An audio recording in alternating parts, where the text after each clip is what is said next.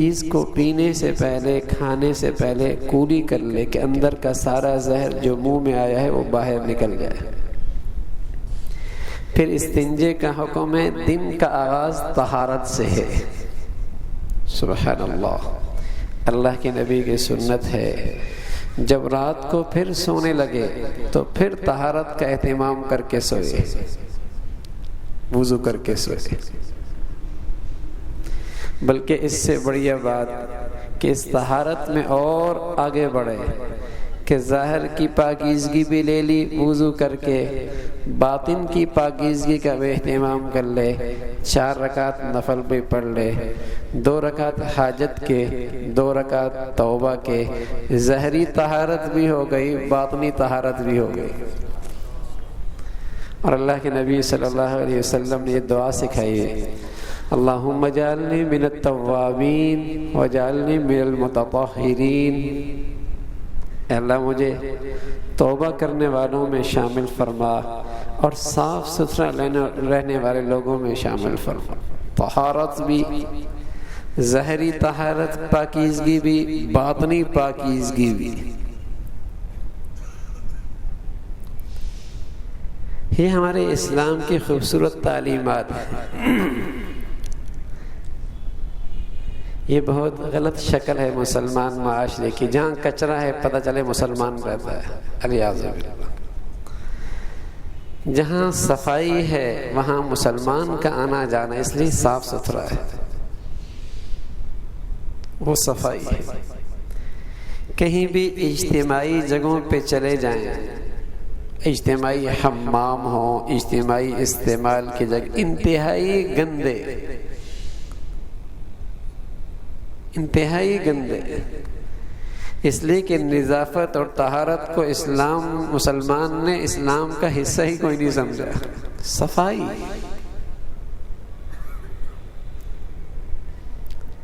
صاف ستھری زندگی ہو، پتہ چلے یہاں مسلمانوں کا آنا جانا ہے، مسلمانوں کا رہنا بیٹھنا ہے، صفائی، نظافت۔ تو اسلام میں ظاہری نظافت بھی ہے، باطنی اور حقیقی طہارت بھی ہے، اور یہ صرف اسلام کے دامن میں حقیقی پاکیزگی ہے۔ دنیا میں ظاہری نظافت ہے کسی درجے، لیکن چونکہ وہ اسلام کی روشنی سے محروم ہیں، اتنے گندے ہیں، گندگی کو صاف کرنے کے لیے اپنے اوپر گندگی لگا لیتے ہیں۔ جسم پہ گندگی لگی ہے، ٹپ پانی سے بھر دیا، وہ گندگی اندر گئی، وہی گندگی جسم پہ لگ گئی۔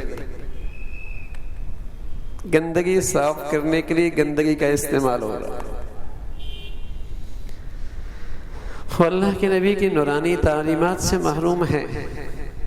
اسلام میں ظاہری نظافت بھی ہے، باطنی طہارت بھی ہے۔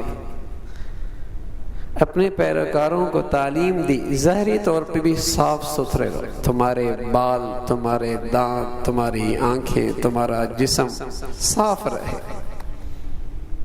صفائی۔ اس میں بھی اسلام کی تعلیمات ہے۔ اس عورت کو پسند نہیں کیا جس کے ناخن بڑے ہوئے ہوتے، وہ پسندیدہ نہیں ہے، یہ اسلام کی تعلیمات نہیں ہے۔ صفائی ہے اسلام، اور یہ ظاہری نظافت بھی ہے کہ اس کی ایسی زندگی ہو کہ ظاہری طور پہ بھی اس کی زندگی میں گندگی نظر نہ آئے، صاف ستھرا رہے۔ بلکہ رسول اللہ صلی اللہ علیہ وسلم نے فرمایا، جہاں کوئی شخص ناپاک رہتا ہے، ناپاک رات بھر گزار دیتا ہے، سستی کی وجہ سے وہ اپنی طہارت حاصل نہیں کرتا، یا جس گھر میں عورت نے بال کھلی ہوئی رکھی ہوئی ہے، یا جہاں تصویر ہے کسی جاندار کی، یہاں کوئی کتا ہے، وہاں اللہ کی رحمت کے فرشتے نہیں آتے۔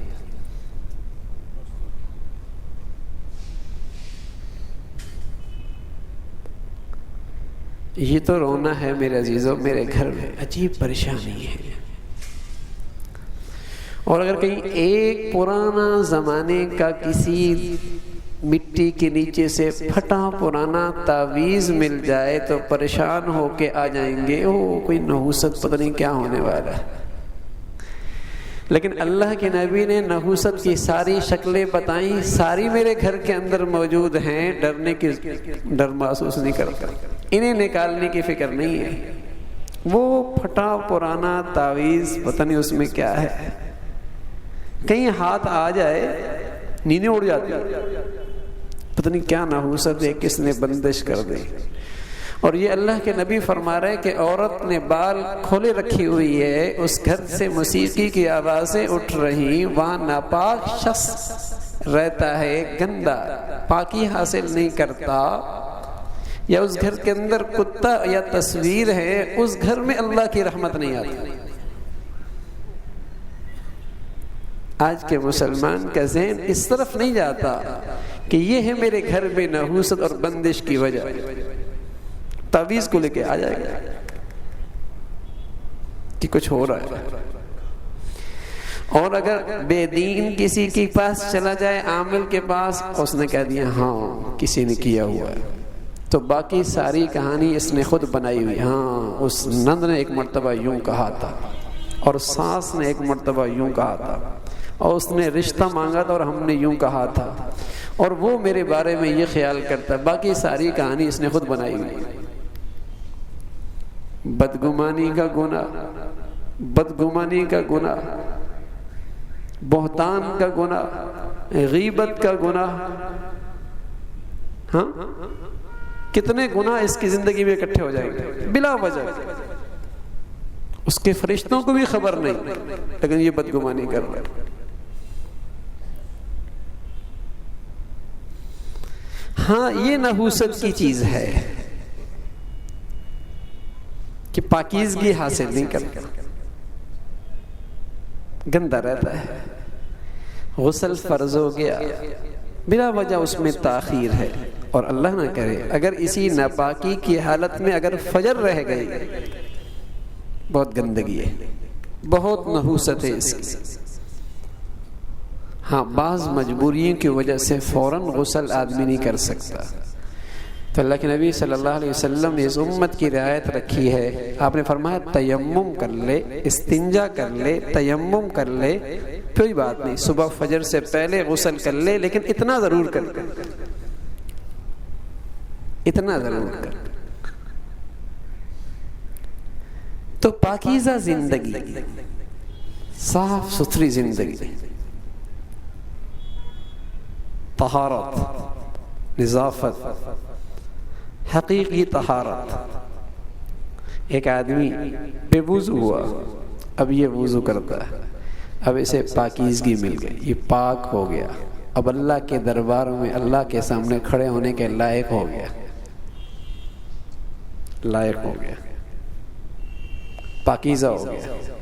اور سچ یہ ہے جنہیں اللہ رب العزت یہ پاکیزہ زندگی نصیب فرماتا ہے، وہ عجیب اس کی برکت سے اپنے اندر تازگی محسوس کرتا ہے، تازہ رہتا ہے۔ اگر کسی کو اللہ یہ پاکیزہ زندگی نصیب فرما دے کہ ہر وقت باوضو رہنے کی عادت ہو، تو اپنے اندر ایک تازگی محسوس کرتا ہے، اس لیے کہ وہ اتنا صاف ہو گیا کہ اللہ کے سامنے اب کھڑا ہو سکتا ہے، تو پاکیزگی ہے نا، صاف ستھرا ہے۔ یہاں تک ایک شخص حضور علیہ الصلوۃ والسلام کی خدمت میں آیا اور کہنے لگا یا رسول اللہ، میرے رزق کے معاملے میں بڑی رکاوٹیں آتی ہیں، میرے رزق کے راستے میں بڑی رکاوٹیں آتی ہیں، کوئی وظیفہ بتائیں۔ تو اللہ کے نبی صلی اللہ علیہ وسلم نے فرمایا دم علی الطہارہ حتی یوسع لک رزقک، ہمیشہ باوضو رہا کرو، اللہ تیری روزی کشادہ کر دیں گے۔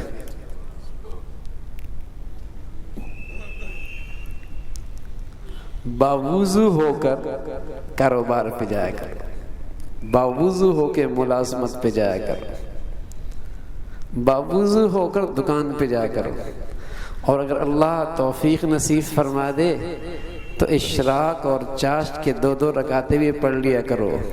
اشراق کے 2 رکعت پڑھنے سے اللہ دن بھر کے کاموں کی ذمہ داری لے لیتے ہیں، اور اشراق کے 2 رکعت نفل پڑھنے میں آپ کی روزی کے راستے اللہ اور آسان کر دیتا ہے۔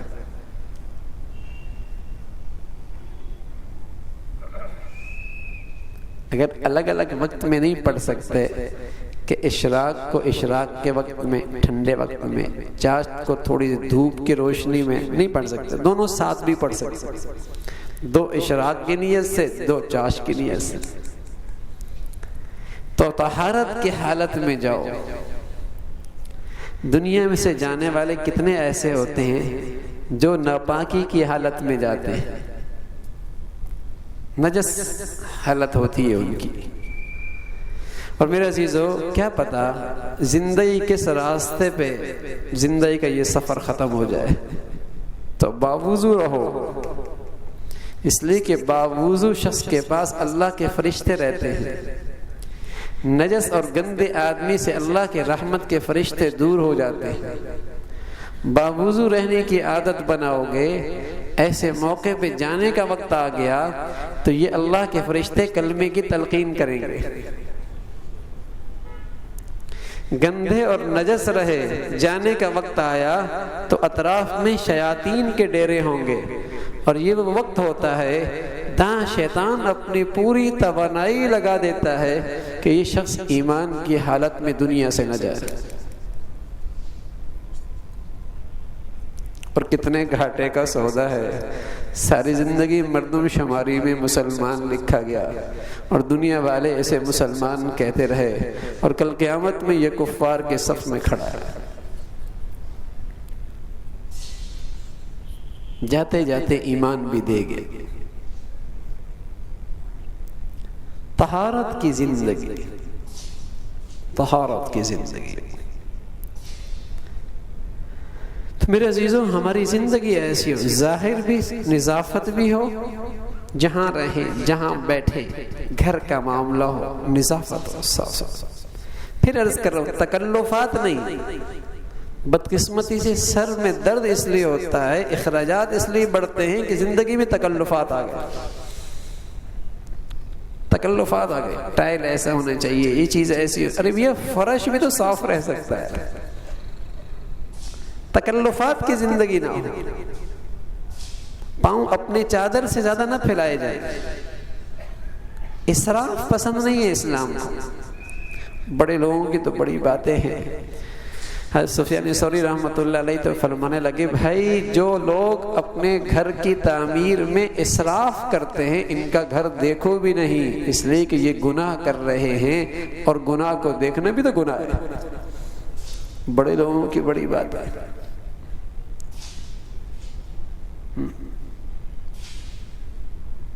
صرف نام و نمود کے لیے پیسہ خرچ ہوتا ہے، نام و نمود کے لیے، ریا اور شہرت کے لیے۔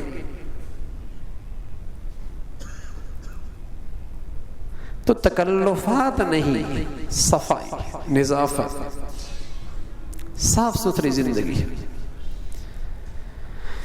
اللہ کے نبی صلی اللہ علیہ وسلم نے اسے فرمایا کہ جسم بھی صاف، بال بھی صاف، دانت بھی صاف۔ اللہ کے نبی کی سنت نا مسواک، یہاں اس کے اور بہت سارے فوائد لکھے ہیں۔ ایک فائدہ یہ بھی لکھا ہے، موت کے وقت اللہ کے فرشتے اسے کلمے کی تلقین کرتے۔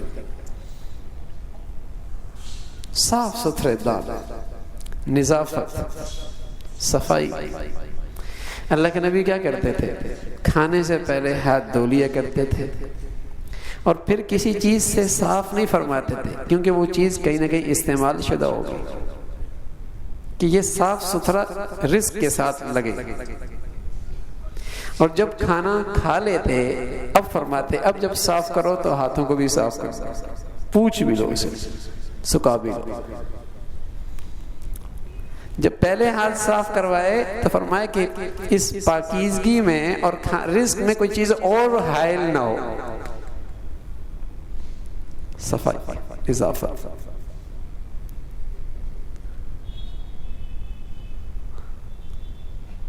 تو میرے عزیزو پاکیزہ زندگی، طبیعت میں بہت زیادہ آپ فرحت خوشی محسوس کرے گا۔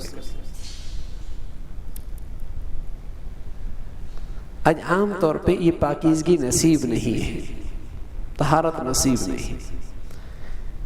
حقیقی پاکیزگی سے تو ہم کوسوں دور ہو گئے۔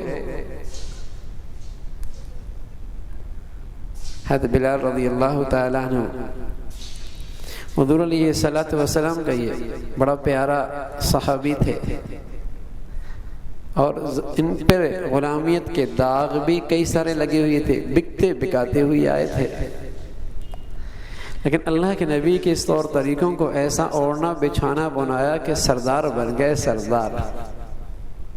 کہاں غلامیت کے داغ لگی ہوئی ہے اور کہاں اللہ کے نبی کے طور طریقوں کو اوڑھنا بچھونا بنایا تو سردار بن گئے سردار۔ حضرت عمر رضی اللہ تعالیٰ فرمایا کرتے تھے، ابو بکر سیدنا و آتق سیدنا، ابو بکر ہمارے سردار ہیں اور انہوں نے ہمارے سردار کو آزاد کیا۔ نبی کے طور طریقوں سے آدمی سردار بنتا ہے، سردار، عزت بڑھتی، اس لیے کہ اللہ کے نبی کے طریقے کامل بھی ہیں، اکمل بھی ہیں، اجمل بھی ہیں، یعنی انسانیت میں کمال بھی پیدا کرتے ہیں، انسانیت میں حسن اور خوبصورتی بھی پیدا کرتے ہیں، اکمل بھی ہیں، اجمل بھی ہیں۔ سبحان اللہ، صفائی ہی صفائی، طہارت ہی طہارت ہے اللہ کے نبی کے طریقوں میں۔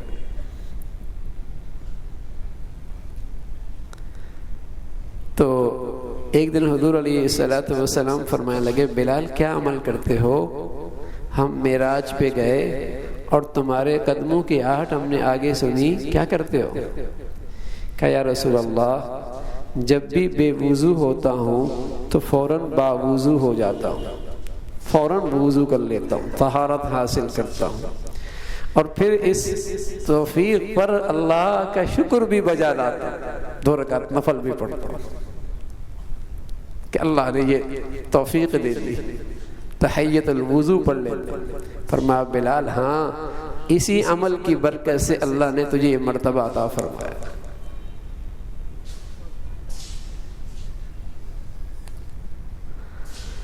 تو میرے عزیزو، نظافت بھی ہو، طہارت اور پاکیزگی بھی ہو، پاکیزہ زندگی ہو، صاف ستھری زندگی، ہر وقت باوضو رہنے کی عادت بنائے، پاک صاف رہنے کی عادت بنائے، گندگی سے، غلاظت سے، ظاہری ہو اس سے بھی دور رہے، اور اللہ کرے میرے گھروں کو بھی حقیقی پاکیزگی بھی نصیب ہو جائے، گناہوں سے پاکیزگی یہ بھی نصیب ہو جائے، یہ بھی نصیب ہو جائے۔ پاکیزہ گھر ہوتے ہیں مسلمانوں کے، جہاں اللہ کے فرشتوں کو ٹھہرنے میں راحت ملتی ہے، جہاں نجاست ہو، گندگی ہو یا گناہوں کی گندگی ہو، وہاں شیاطین کے ڈیرے ہوتے ہیں، اس لیے کہ وہاں انہیں غذا ملتی ہے، غذا ملتی ہے، ان کی وہاں مہمان نوازی ہوتی ہے، اور جہاں ظاہری اور باطنی صفائی اور طہارت ہو، سبحان اللہ، وہاں شیاطین کی غذا نہیں ہوتی، وہ اللہ کے فرشتے آ کے ڈیرے لگا لیتے ہیں، وہاں فرشتوں کا ماحول ہوتا۔ کسی گھر میں آپ دیکھ لیجئے جس گھر کو اللہ ظاہری اور باطنی نظافت اور طہارت نصیب فرما دے، آپ اس گھر میں جاتی آپ محسوس کریں گے گھر میں ٹھنڈک ہے، ٹھنڈ ہے، ٹھنڈ۔ کیوں؟ اللہ کے فرشتے رہتے ہیں، فرشتے رہتے ہیں۔ دیکھو نا میرے عزیزو، حدیث میں رسول اللہ صلی اللہ علیہ وسلم نے فرمایا، جہاں خیر کے تذکرے ہوتے ہیں وہاں اللہ کے فرشتے اکٹھے ہونے لگتے ہیں، اور ان کا اس قدر اجتماع ہوتا ہے کہ ان کا اجتماع آسمانوں تک بلند ہو جاتا ہے۔ پھر اللہ کے ہاں ان کا تذکرہ چلتا ہے کہ اللہ تیری دھرتی پہ تیرے بندے تیرے تذکرے کر رہے تھے، اور جب یہ گھر کے اندر ایسے خیر کے تذکرے ہوں، یہ بیٹی تلاوت کرتی ہو، یہ ماں تلاوت کرتی ہو، یہ بہنہ قرآن کی تلاوت کرتی ہو، یہ مرد رات کی تہجد میں اٹھ کر نوافل پڑھتا ہو، سبحان اللہ، وہ گھر آسمان والوں کے لیے کیسا چمکتا ہو، کیسا چمکتا ہو۔ جیسے زمین والوں کے لیے آسمان کے ستارے چمکتے ہیں، ایسے نیکیوں سے بھرے یہ گھر آسمان والوں کے لیے چمکتے ہیں جہاں طہارت کی زندگی گزرتی۔ تو اسلام کے تعلیمات میں یہ ہے کہ نظافت بھی ہو اور طہارت اور پاکیزگی بھی ہو، اس کا بہت اہتمام ہو، بہت اہتمام۔ جب شروع میں مسلمانوں کے پاس لباس کی کمی تھی اور مشقت کی زندگی تھی، تو اللہ کے نبی صلی اللہ علیہ وسلم فرمایا جو بھی جمعے کے دن آئے وہ غسل کر کے آئے، کہیں پسینے کی بدبو نہ ہو۔ خوشبو لگانا اللہ کے نبی کی سنت بتلائی گئی۔ صاف ستھرا لباس پہن کے آئے جو اسے میسر ہے، چاہے وہ پیوندی کیوں نہ لگو لیکن صاف ستھرا ہو۔ اب تو اللہ نے اتنا دے رکھا ہے، لیکن آج پاکیزگی کا لحاظ نہیں ہے۔ فراوانی تو بہت ہے لباس، پاکیزگی کا لحاظ نہیں، طہارت نہیں۔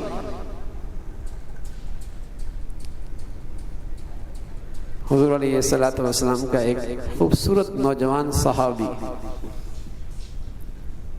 جو اللہ کے نبی سے بڑے ہم شکل تھے، بڑے ہم شکل، اور احد کے موقع پہ اللہ کے نبی نے اسلام کا جھنڈا ان کے ہاتھ میں دیا، اور مدینہ منورہ کا سب سے پہلا استاد اور سب سے پہلا معلم انہیں بنایا، حضرت مصعب بن عمیر رضی اللہ تعالی۔ یہ اچھے گھرانے کے زندگی گزار کے آئے تھے، خوشحال گھرانے کے، ماں باپ خوشحال تھے، ماں تو بہت ہی مالدار تھی اور بڑی ہی ناز و نعمت کے پلے ہوئے تھے، اچھا پوشاک پہنتے، بڑھیا عطر استعمال کرتے، بڑھیا جوتا استعمال کرتے، لیکن اس کی قسمت نصیب جاگ گئے، اس کفر کے اندھیرے میں اسے اللہ نے ایمان اسلام کی روشنی نصیب فرما دی، اللہ کے نبی کا دامن مل گیا، اس نے دنیا کے ان ساری آسائش اور عرش کو خیر بات کہہ کر اللہ کے نبی کی خدمت میں آ کے ڈیرے لگا دیے۔ یہاں تو فقر و فاقہ تھا، مسکنت کی زندگی تھی، اس لیے میرے عزیزو علماء نے لکھا ہے کہ اللہ کے نبی کے پاس دونوں قسم کی زندگیاں تھیں، چاہتے تو اپنے ساتھیوں کو دنیا کی خوشحالی بھی دے دیتے، دنیا کی خوشحال زندگی کا راستے پہ ڈال دیتے، اس لیے کہ کفار نے بہت کچھ پیش کر دیا تھا کہ دولت تو حاضر ہے، سونا چاندی کے ڈھیر آپ کے قدموں کے سامنے، سرداری ریاست وہ بھی آپ کو پیش کر دیتے ہیں، لیکن آپ جو یہ نئی دعوت دے رہے، جس نظام کی بات کر رہے، جس زندگی کی دعوت، یہ ہمیں ناگوار ہے۔ تو اللہ کا نبی چاہتا تو اس دینی زندگی سے دستبردار ہو کر بڑی خوشحال زندگی اختیار کر سکتے تھے، اپنے ساتھیوں کو خوشحال بنا سکتے تھے، ان کے دولت سے ان کے تجوریاں بھر سکتے تھے، اچھا کھا سکتے، اچھا پہن سکتے تھے، لیکن اللہ کے نبی نے اپنے ساتھیوں کو دوسرے راستے پہ ڈالا، دنیا کے لحاظ سے صبر کا راستہ، قناعت کا راستہ، سادگی کا راستہ، ہاں دین کے راستے میں آگے بڑھنے کا ترغیب، آگے بڑھو۔ اور اللہ کے نبی نے فرمایا دین میں جس کو تم اپنے سے اوپر دیکھو اس کے پاس رہا کرو، اس کے پاس بیٹھا کرو، اس کی زندگی دیکھا کرو، تاکہ تمہارے اندر دین میں آگے بڑھنے کا شوق پیدا ہو۔ اس راستے پہ ڈالا، دنیا کے لحاظ سے فرمایا سادگی، قناعت، شکر کافی۔ تو یہ نوجوان صحابی جو خوشحال زندگی گزار کے آئے تھے اور حضور علیہ الصلوۃ والسلام کے پاس آ کر تو وہی فقر کی زندگی۔ تو ایک صحابی فرماتے ہیں ایک دن ہم مسجد نبوی میں بیٹھے ہوئے اور اتنے میں مصعب بن عمیر رضی اللہ تعالیٰ عنہ تشریف لائے، اور مصعب کی حالت یہ تھی کہ جو کرتا پہنا ہوا تھا جو آپ پہ لباس تھا اسے پیون لگی ہوئی تھی چمڑے کے. تو اللہ کے نبی صلی اللہ علیہ وسلم اس کی پہلی کی زندگی کا تصور کر کے اور اب کی حالت کا تصور کر کے آنکھوں سے آنسو بھر رہے. کیسا خوشحال تھا اور آج کیسی یہ تنگ دستی کی زندگی گزار رہا ہے اللہ کی خاطر. آنکھوں سے آنسو بھر رہے. پھر فرمانے لگے میرے صحابہ اس وقت تمہارا کیا حال ہوگا جب تمہارے پاس لباس کی اتنی فراوانی ہوگی کہ تم صبح ایک جوڑا پہنو گے شام دوسرا جوڑا پہنو گے، اور تم اپنی گھر کی چار دیواری پر گھر کے اندر اپنی دیواروں پہ ایسے کپڑے لٹکاؤ گے جیسے بیت اللہ پہ پردے لٹکائے جاتے ہیں. اللہ کے نبی نے نبوت کی آنکھ سے یہ زمانہ بھی دیکھا، نبوت کے علم سے اس زمانے کا بھی پتہ مل گیا. اور فرمایا کھانوں کی اتنی فراوانی ہوگی، ایک ڈش رکھی جائے گی دوسری اٹھائی جائے گی، دوسری اٹھائی جائے گی تیسری رکھی جائے گی، ایسے کھانوں کی فراوانی ہوگی. تو صحابہ رضوان اللہ علیہ اجمعین نے فرمایا یا رسول اللہ نفرغ للعبادہ، بڑے مزے آئیں گے، عبادت کے لیے خوب فراغت فرصت مل جائے گی اور ہمارا ساری بوجھ مسئلے حل ہو جائیں گے. محمد علیہ الصلوۃ والسلام نے فرمایا نا آج تم اس دن سے بہت بہتر ہو، آج تم اس دن سے بہت بہتر ہو، اس لیے کہ تمہیں دل کی طہارت اور دل کا ایمان کی دولت وہ ملی ہے جو بعد میں شاید نہ ملے. آج تم بہت بہتر ہو. تو بظاہر میرے عزیزوں آج چیزوں کی کثرت تو ہے، لباس بھی ہے، لیکن آج حقیقی پاکیزگی نہیں ہے زندگی. حقیقی پاکیزگی کہ طہارت کی زندگی ہو، پاک صاف زندگی ہو، پاک صاف نظافت ہے. یہ آنکھ میل کچیل سے دور ہو، ہاں نظافت ہے. منہ بدبو سے پاک ہو، نظافت ہے.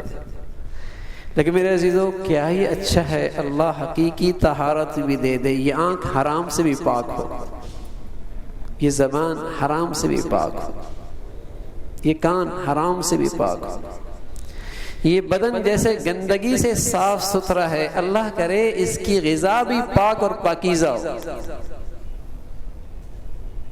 بظاہر تو بہت اچھا شیمپو استعمال کرتا ہے لیکن اس کا جسم کا حصہ لقمہ حرام بنتا ہے، ہاں جو خنزیر جیسے گندا ہے، گند ہے اندر لے کے جا رہا ہے، حرام حرام کھا. میرا شیمپو بہت اچھا استعمال ہے، صابن بہت خوشبودار ہے، لیکن غذا جو اندر جسم کا حصہ بن رہی ہے وہ اتنی ناپاک گند وہ کھا رہا. غذا حرام جاری ہے اندر، اس کے اندر طہارت کا اہتمام نہیں، پاکیزگی کا اہتمام نہیں. اور یہ اتنا ناپاک ہو جاتا ہے اس غذا کے حرام کھانے سے، اتنا ناپاک ہو جاتا ہے، اتنا ناپاک ہو جاتا ہے کہ رسول اللہ صلی اللہ علیہ وسلم نے فرمایا پھر اس ناپاک اور گندے جسم کے لیے جہنم ہی بہتر ہے. یہ پاکیزہ جنت میں نہیں جا سکتا، پھر اس جسم کے لیے جہنم ہی بہتر. جہنم ہی کے لیے جہاں گند ہی گند ہوگا، پیپ ہوگی، گند ہوگا، خون ہوگا، زخموں سے نکلنے والی گندگی ہوگی، پھر یہ اسی کے لائق ہے. یہ ایسا ناپاک جسم جنت میں پھر نہیں جا سکتا. تو طہارت کی زندگی تھوڑا ہو، کوئی بات نہیں، تھوڑا ہو لیکن پاک تو ہو، صاف ستھرا ہو، پاک ہو، صاف ستھرا، اس میں برکت ہوگی.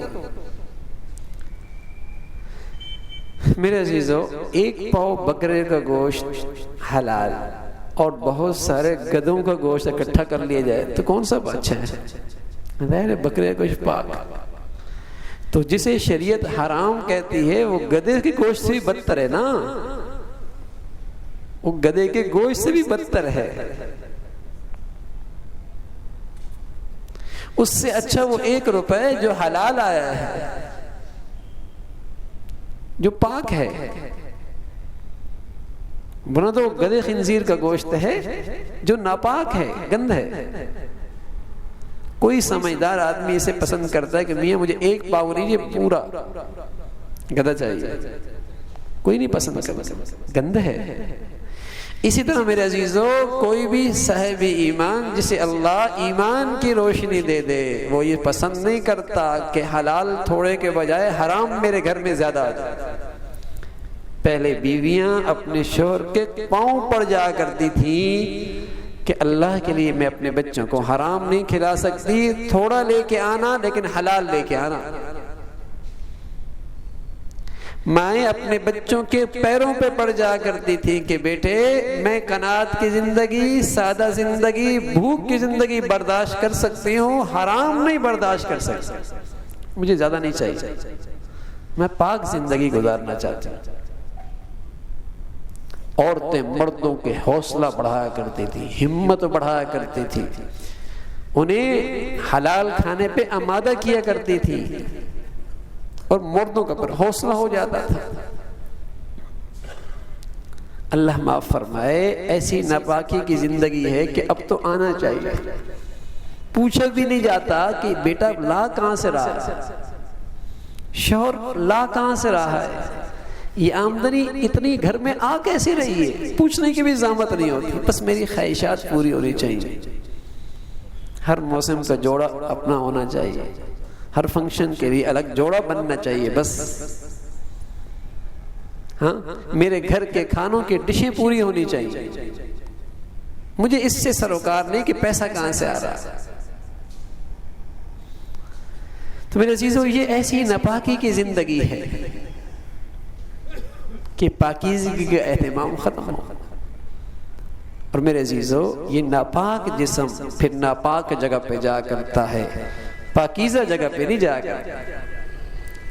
اس کے پاس پھر ناپاک لوگ، ناپاک مخلوق رہتی ہے، شیاطین کی مخلوق وہ رہتے ہیں۔ اور جب اس کا جسم، اس کی ظاہر باطن صاف ستھرا ہوگا، پھر پاکیزہ اللہ کی مخلوق، فرشتے اس کے ساتھ ہیں۔ اس لیے جب آدمی ناپاک زندگی گزارتا ہے تو اس پر شیاطین کا اثر بھی زیادہ ہوتا ہے۔ شیطان کہتا ہے مجھے سب سے زیادہ ڈر پاک صاف رہنے والے شخص سے لگتا ہے، جو ظاہر کا بھی پاک ہو، باطن کا بھی پاک، اس سے مجھے ڈر لگتا ہے، اس پر میرا وار نہیں چلتا، اور بہت آسانی سے شکار کرتا ہے ناپاک آدمی، آسانی سے اسے شکار کر لیا، اور اس پر اس کا وار بہت جلدی چلتا ہے۔ دیکھتے ہوں کہ بس اوقات اللہ معاف فرمائے، پکڑے بھی پاک نہیں ہوتے، جسم بھی پاک نہیں ہوتا، کپڑے بھی پاک نہیں ہوتے، جسم بھی پاک، دن کی راتیں اس میں گزر جاتی ہیں، تو اس پوتوں بس اوقات شیطان جکڑ لیتا ہے، پھر اس کے زبان کے بول ایسے نکلتے ہیں کہ بس اوقات سارا گھر اجڑ جاتا ہے۔ شیطان کے قابو میں جو ہوتا ہے، اس کا غصہ کنٹرول میں نہیں، اس کا مزاج کنٹرول میں نہیں، اس کے فیصلے غلط، اس کے زبان کے بول غلط، اس کے فیصلے غلط، اس لیے کہ شیطان کے قابو میں۔ اگر طہارت کی زندگی ہوگی، اللہ کے فرشتے معاون بن جائیں گے، مددگار بن جائیں گے۔ تو میرے عزیزو، ہم اپنی زندگی کو طہارت پہ لے کے، ظاہری نظافت بھی ہو، صفائی ہو، اور حقیقی پاکیزگی بھی ہو، باوضو رہنا، غسل کرنے کا اہتمام کرنا، نجاست سے جلدی صاف رہنا، اور حقیقی طہارت، سبحان اللہ، کہ میرا دل گناہوں سے بھی صاف ہو۔ دیکھو، جو شریعت یہ کہہ رہی ہے کہ تمہارا گھر کچرے سے صاف ہو، اور جو شریعت یہ کہہ رہی کہ تمہارا بدن گندگی سے صاف ہو، تو بتاؤ ساری زندگی کی جان تو انسان کا دل ہے، ساری زندگی کی جان انسان کا دل ہے، اس کی طہارت کی کتنی ضرورت ہے۔ آج تو حال یہ میرے عزیزو، جیسے کچرے کا ڈبہ ہوتا ہے، ہر کچرا اس میں ڈال دیا جاتا ہے، اسی طرح آج کے انسان کا دل تو کچرے کا ڈبہ ہے، ہر گندگی اس میں ڈالی جاتی ہے، ہر گندگی، کان کے راستے سے، زبان کے راستے سے، آنکھ کے راستے سے، غلط سوچ کے راستے سے، سارا کچرا اس میں۔ تو جہاں کچرا ہوتا ہے وہاں بدبو ہوتی ہے، بدبو ہوتی ہے، تو اس لیے زندگی میں آج خوشبو ہی نہیں۔ تو میرے عزیزو، اپنی زندگی کو طہارت پہ لے کے آؤ، اہتمام ہو، اہتمام ہو کہ ہمیشہ ہم طہارت کے ساتھ رہیں، طہارت کے ساتھ رہیں، وضو کے ساتھ رہیں۔ یہ اللہ کی طرف سے اس امت کو ایک نعمت ہے، لیرید اللہ ان یطہرکم، اللہ چاہتا تم صاف ستھرے رہو، یہ اللہ کی طرف سے ایک نعمت ہے، نعمت ہے اللہ کی طرف سے۔ طہارت کی زندگی جو اسلام کے دامن سے ہمیں ملی ہے، یہ اللہ کی طرف سے بڑی نعمت ہے۔ باوضو ایک ہتھیار ہے، الوضوء سلاح المومن، الوضوء سلاح المومن۔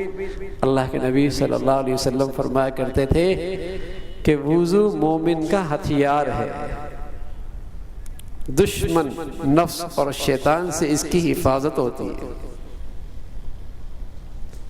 تو یہ ہتھیار تو ہر وقت ہمارے پاس ہے، جب بھی دفتر جائیں، کاروبار پہ جائیں، اور رات کو جب سونے لگے تب بھی اس کا اہتمام۔ حدیث میں آتا ہے جب آدمی باوضو سوتا ہے تو اللہ کے فرشتے اس کے سرانے بیٹھ کر اس کی بخشش کی دعا کرتا رہتا ہے، بخشش کی دعا کرتا ہے۔ عبادت میں رات گزر کیا جاتا ہے؟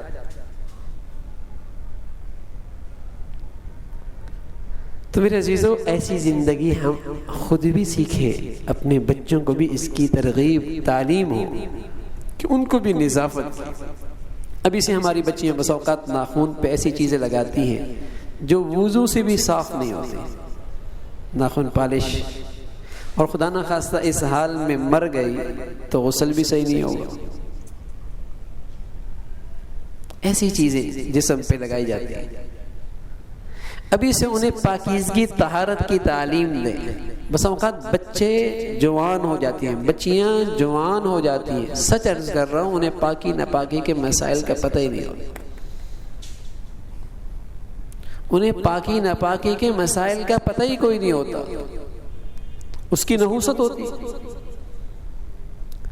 پھر بس اوقات جب اس ناپاکی کا اثر جسم پہ آتا ہے، شیاطین کا اثر جسم پہ آتا ہے، پھر بھاگتے ہیں ڈاکٹروں کے پاس، اور ڈاکٹر کہتے ہیں طبی لحاظ سے اسے کچھ نہیں ہے، اب بھاگتے ہیں پھر عاملوں کے پاس۔ یہ کوئی نہیں سوچتا کہیں ناپاکی کے اثرات تو نہیں ہے اس پر، شیاطین کے اثرات تو نہیں ہے اس پر۔ اس بیچاری کو تو پتہ ہی نہیں کہ باوضو کیسے ہوتا ہے، مخصوص ایام میں طہارت کیسے حاصل کی جاتی ہے، مخصوص ایام کب شروع ہوتے ہیں اسے اندازہ ہی نہیں ہوتا۔ حالانکہ یہ سب چیزیں ایسی تھی جو بچپن میں مائیں سکھا دیا کرتی، بچپن میں مائیں سکھا دیا کرتی، تذکرے تھے ان خیر کے، مائیں سکھا دیا کرتی۔ لیکن چونکہ اب گھروں کا وہ ماحول نہیں رہا، اللہ معاف فرمائے، جن اداروں میں ہمارے بچے جاتے ہیں وہاں تو اس طہارت کا کوئی خانہ ہی کوئی نہیں، وہاں اس حقیقی پاکیزگی کا خانہ ہی کوئی نہیں۔ نتیجہ یہ رہتا ہے کہ عمریں گزر جاتی ہیں، بس اوقات طہارت کا پتہ کوئی نہیں ہوتا، پاک ہونے کا طریقہ نہیں آتا، ساری زندگی ناپاکی میں گزر رہی ہوتی۔ آج میرے عزیزو، ہر چیز کا اہتمام ہے، ہاں ہر چیز کا اہتمام ہے، اچھی چیز لینی ہے، اچھی چیز بنانی ہے، اچھی چیز خریدنی ہے۔ ارے بھائی، میری زندگی بڑھیا طہارت پہ آ جائے، اس کی بھی تو ضرورت ہے۔ پاکیزگی ہی نہیں تو کیا زندگی ہے؟ زندگی ہی پاک نہیں ہے تو کیا زندگی ہے؟ اپنی زندگی کو پاکیزہ، اس سیکھنے کی چیز ہے، اس کا اہتمام کرنے کی ضرورت ہے۔ اللہ کرے فکر نصیب ہو جائے، فکر کہ میں نے باوضو پاک صاف رہنا ہے، بس ساری زندگی اسی میں گزر جاتی ہے۔ اللہ کے نبی صلی اللہ علیہ وسلم نے ہمیشہ صاف ستھری زندگی کی تعلیم دی ہے۔ کوئی ساتھی غریب بھی ہے، یہاں تک کہ ایک مرتبہ اب نجاست کی حالت میں تھے، تو ایک شخص آیا، اس نے کہا السلام علیکم، تو اللہ کے نبی صلی اللہ علیہ وسلم، وہ حالت ایسی تھی کہ آپ نے غسل نہیں کیا، فوراً آپ نے تیمم کر لیا، اور تیمم کے بعد آپ نے اس کو جواب دیا، سبق دیا کہ میں اس حالت میں تھا، اس لیے فوراً میں نے پاکیزگی کر لی تاکہ بے ادبی نہ ہو، بے ادبی نہ ہو، یعنی اچھی دعا دینے کے لیے بھی اتنے ادب کا خیال رکھا گیا ہے، اس لیے کہ ایسا موقع ہو جہاں آدمی فوراً غسل نہ کر سکتا ہو، تیمم فوراً کر لے، فوراً صاف ستھرا ہو جائے، ہو سکتا ہے اس حال میں موت آ جائے تو پاکیزگی کی حالت میں موت آئے نا۔ رسول اللہ صلی اللہ علیہ وسلم فرمایا کرتے تھے تموتون کما تعیشون وتبعثون کما تموتون، جیسی تمہاری زندگی گزر رہی ہے ویسی تمہاری موت آئے گی۔ پاکیزہ صاف ستھرا زندگی، موت بھی اسی حالت میں آئے گی۔ اور کیسا خوش نصیب ہے، نماز پڑھتے پڑھتے، قرآن پڑھتے پڑھتے، اللہ کو یاد کرتے کرتے مر رہا ہے تو اٹھایا بھی ایسا ہی جائے گا۔ اور اللہ نہ کرے، ہزار بار نہ کرے، نجاست میں موت آ گئی، موسیقی سنتے سنتے مر گئے، ناپاکی کی حالت میں موت آ گئی، اسی حال میں اٹھایا جائے گا۔ جیسی زندگی ویسی موت، اور جیسی جس حال میں موت آئے گی اسی حال میں اٹھایا جائے گا۔ تو مومن بندہ تو تیاری میں رہتا ہے، تیاری میں رہتا ہے، صاف ستھرا رہتا ہے، تاکہ اللہ ابھی بلا لے، ابھی اللہ کے پاس حاضر، ابھی اللہ کے پاس حاضر۔ تو میرے عزیزو، اپنی زندگی کو پاکیزگی پہ لے کے آئے، پاکیزہ ماحول بنائیں گھروں کا، دیر نہ کریں، دیر نہ کریں۔ بس اوقات دل میں آ جاتا ہے اور اللہ دل میں خیال ڈال، اب تو زندگی بدلنی چاہیے، اب تو اپنے گھروں کو گناہوں کے گندگیوں سے پاک کر ہی لینا چاہیے، اب تو اپنی آمدنی پاکیزہ بنا لینی چاہیے، یہ خیال آتا ہے۔ لیکن پھر شیطان اسی لمحے خیال ڈال، ابھی نہیں، کچھ عرصے بعد۔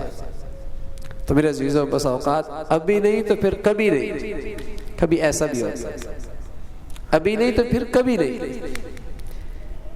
پھر وہ زندگی میں کبھی کل آتی نہیں، وہ وقت آتا ہی نہیں۔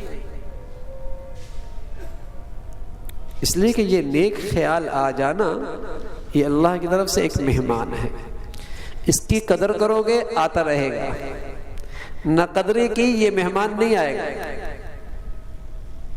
زندگی بدلنے کا خیال، نیکی پہ آنے کا خیال، پوری زندگی پاکیزگی پہ لینے کا خیال، یہ اللہ کی طرف سے ایک انعام ہے، مہمان ہے۔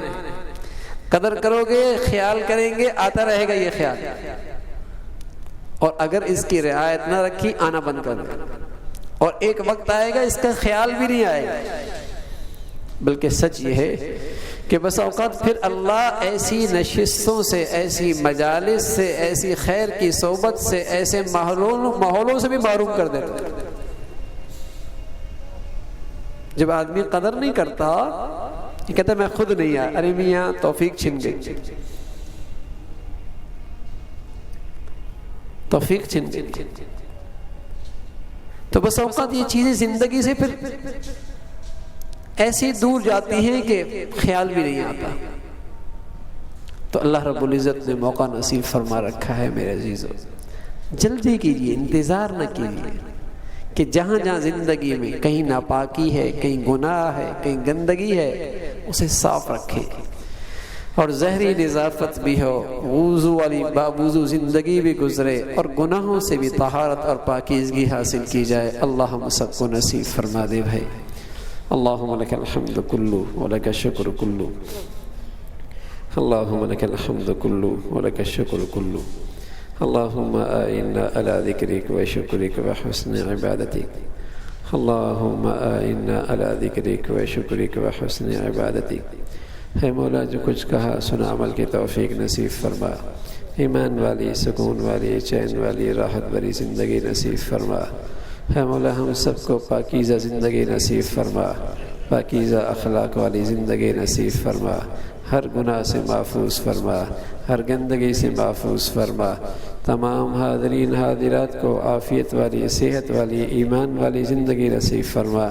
اسپتالوں کی زندگیوں سے محفوظ فرما، بری زندگی سے، بری موت سے محفوظ فرما. مولا بے حیائی، فحاشی اور جانی کی فتنوں سے ہمارے بچوں کی حفاظت فرما. لقمہ حلال نصیب فرما، حرام سے ہم سب کی حفاظت فرما.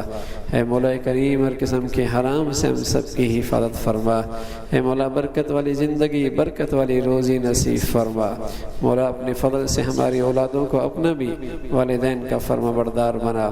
اولادوں کے فتنوں سے، آزمائشوں سے، نافرمانیوں سے محفوظ فرما. مولا جن کی بچیاں گھروں میں ہیں تو ان کے لیے نیک صالح رشتوں کا انتظام فرما. جن کی بچیاں گھروں میں جا چکی ہیں تو ان کے گھروں کا محبت اور تقوی سے آباد فرما. اے مولا ٹوٹ پھوٹ کو ختم فرما، نفرتوں کو ختم فرما. باہمی محبت نصیب فرما، باہمی اتفاق نصیب فرما. مولا ہم سب کی دنیا بھی اچھی فرما، موت بھی اچھی فرما. کل قیامت میں اچھوں میں شامل فرما. اے مولا کامل ایمان والی موت نصیب فرما، کلمے والی موت نصیب فرما، اپنی پسند کی موت نصیب فرما. معاشر کی رسوائی سے محفوظ فرما، قبر کی سختی سے محفوظ فرما. اپنے ہاتھوں سے حوض کوثر کا پانی نصیب فرما، اپنی شفاعت کی دولت نصیب فرما. اے مولا کریم اپنے فضل سے، اپنے کرم سے ہر قسم کے شریروں کے شر سے، حاسدوں کے حسد سے ہم سب کی حفاظت فرما. ہماری ایمانوں کی، جانوں کی، عزتوں کی، آبروں کی حفاظت فرما. مسلمانان عالم پہ رحم فرما، ہمارے شہر پہ رحم فرما، ہمارے ملک پہ رحم فرما. مولا ظالموں اور بے دینوں سے نجات نصیب فرما. ربنا تقبل منا انك انت السميع العليم وتب علينا انك انت التواب الرحيم. وصلى الله على سيدنا محمد وعلى آله وأصحابه أجمعين برحمتك يا